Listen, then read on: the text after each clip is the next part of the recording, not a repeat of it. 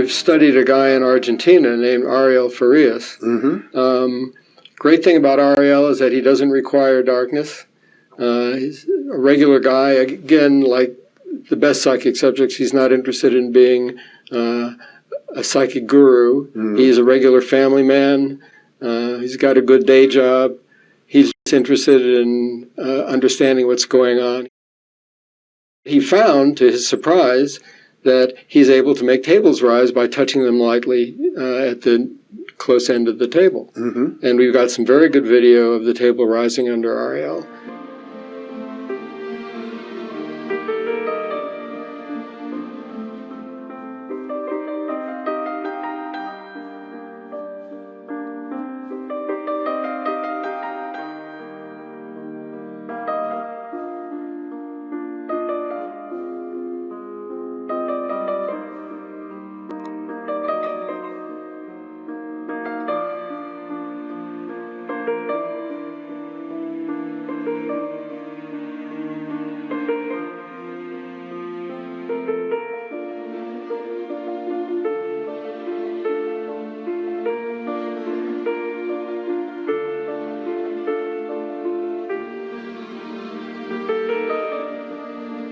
When you can sit in a room and watch objects levitate before your eyes, which I've done many times, there's got to be a physics, there's got to be a scientific explanation of what is going on to make that happen.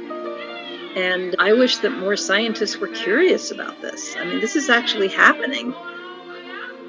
It turns out that these folks are building on a rich tradition, as you can see here, starting with this pen and ink from 1854, 170 years ago, and then this engraving from 1871.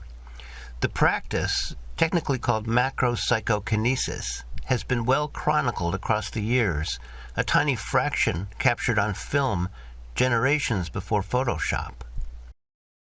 The common denominator between this phenomenon and UAPs is levitation, an object being lighter than air, flying or floating with no apparent means of propulsion.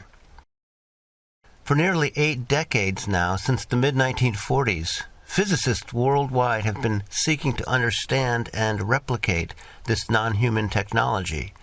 But their one glaring blind spot has been the key principle, namely consciousness. What's he doing? E.T. is just a movie, of course. What's happening? But the little alien's psychokinesis harmonizes with thousands of testimonials of encounters involving the very same psychic manipulation of the physical world. And we saw two people. They were in tight black suit. And they had big eyes. 60 children at recess had seen these 2 UFOs hover, 2 alien beings come out. And I even remember how one little girl described it to me. She said it was as if they were kind of floating above the grass towards us. I could see my feet turning up a little like your feet would if you're lying down. The toes are up higher. And I could see them, and I was lying down, and I could feel that I was maybe a foot above the bed. And I was really interested in that. I thought, wow. But I could just feel it, and then my body started to move, and it turned slightly, and it went toward the wall. Certainly what our own psychically gifted individuals are able to accomplish is mere child's play compared to the spectacular performances of UAPs.